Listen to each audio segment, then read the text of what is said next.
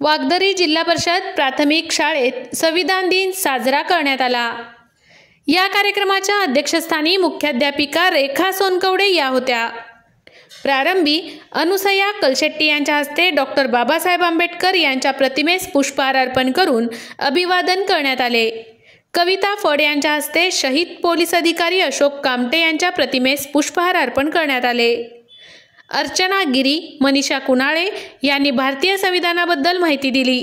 यावेळी सामूहिक संविधान वाचन करण्यात आले। यावेळी 26/11 मधील फोटो चित्र दाखवून विद्यार्थ्यांना या शहीद दिवसाची आठवण करून दिली।